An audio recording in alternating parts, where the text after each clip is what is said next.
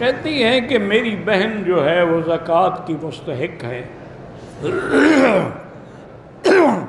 میں اس کے نام پر گھر لون پر خرید کے اس کی قسطوں پر زکوٰۃ کے پیسے ادا کرنا بالکل ناجائز ہے۔ جب لون لوگی سود پر تو سود لینا دینا حرام ہے۔ اللہ کے نبی نے فرمایا ہے کہ سود لینے والا، دینے والا، لکھنے والا، گواہی دینے والا، سب پہ اللہ کی لعنت ہے۔ اور اللہ نے قرآن میں فرمایا کہ فَأَذَنُوا بِحَرْبٍ مِّنَ اللَّهِ، تم اگر سودی کاروبار کرتے ہو تو میرے ساتھ جنگ کے لیے تیار ہو۔ ایسی خیرات کرنے کا کیا فائدہ کہ حرام لے کے پھر تم بہن پہ خرچ کرو گی۔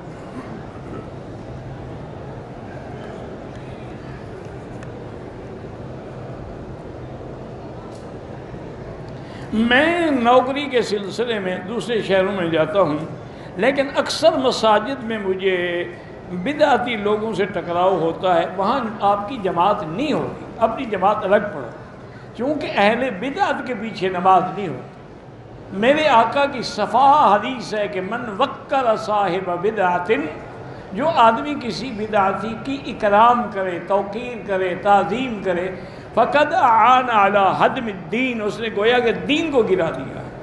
تو اس سے بڑی عزت کیا ہوگی کہ تم اس کو امام بناؤ اور اس کے پیچھے کھڑے ہو جاؤ۔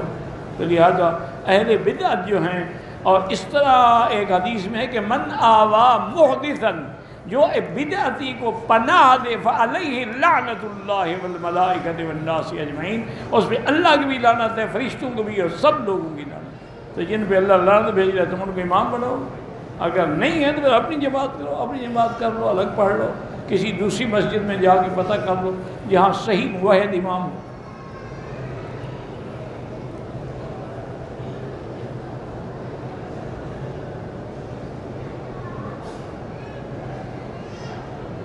میرے ماموں نے نانے کی وراثت کی تقسیم کے سلسلے کی وجہ سے تمام بہنوں بچوں سے تعلق ختم۔ اللہ ہدایت دے، بس کہ میں کیا کر سکتا ہوں، دعا مانگو اللہ ہدایت دے۔ میرے والد فوت ہو گئے، اللہ جتنے بھی لوگ فوت ہوئے ہیں کلمہ پڑھنے والے مسلمان ایمان والے، ان کی مغفرت فرما۔ میرے والدین نے ایک بچی کو گود لیا ہے، اپنی بچی بنایا، وہ آپ کی وراثت میں حقدار نہیں ہے۔ آپ کی وراثت میں وہ حقدار ہے جو آپ کے نطفے سے ہے، آپ کے نسب سے ہے، آپ کی پشت سے ہے، آپ کی بیوی کے بطن سے ہے۔ یہ تو منہ بولی بیٹی ہے، وہ تھوڑا ہے کہ تمہاری وارث ہے۔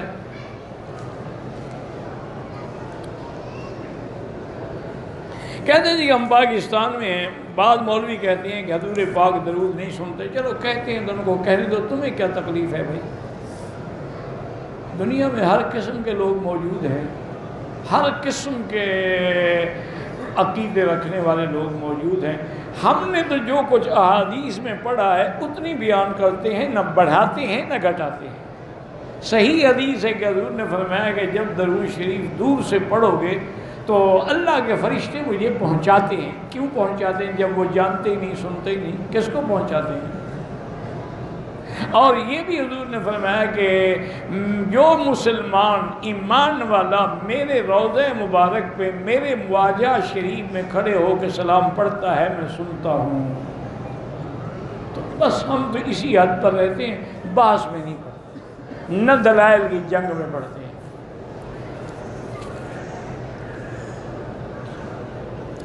کہتے ہیں جی کہ طواف کے دوران کوشش ہم بڑی کرتے ہیں لیکن عورتیں دھکے مارتی۔ پہلے تو مرد دھکے مارا کرتے تھے، اب عورتیں بھی دھکے مارتی ہیں۔ ماشاءاللہ اللہ ہدایت دے، کیا کریں، بچنے کی کوشش کرو۔ جو ہے یہ اللہ کے قرآن کی ایک عظیم صورت ہے، اور خاص طور پہ اس کے جو آخری آیات مبارکہ ہیں ان کے اندر اللہ کی بہت بڑی رحمتیں ہیں، اور شیاطین الجن والانس جو ہے نا ان کے دفع کرنے کے لیے اس سے بہتر علاج دنیا میں کوئی نہیں۔ اس لیے کسی پیر فقیر کے پاس جانے کی ضرورت نہیں ہے، کسی بھوپے کو اور کسی بھوت کو بلانے کی ضرورت نہیں ہے۔ گھر میں قرآن پڑھو اور سورۃ البقرہ کی تلاوت کرو، اس کا طریقہ بزرگوں نے لکھا ہے کہ سارے گھر والے بیٹھ جائیں، ایک بڑا پانی کا ڈول آگے رکھ لیں اور سورۃ البقرہ پڑھتے رہیں، دم کرتے رہیں، پڑھتے رہیں، دم کرتے رہیں، پڑھتے رہیں، دم کرتے رہیں۔ جب سورۃ البقرہ ختم ہو جائے وہی پانی سارے پئیں بھی اور سب پر ڈالیں بھی اور گھر کے کونوں کے اندر بھی وہ ڈالیں۔ یہ 11 دن عمل کرتے رہیں تو کوئی دنیا کا جن، جادو، سحر، پری، بھوت کچھ بھی نہیں ہو، سب نکل جائے۔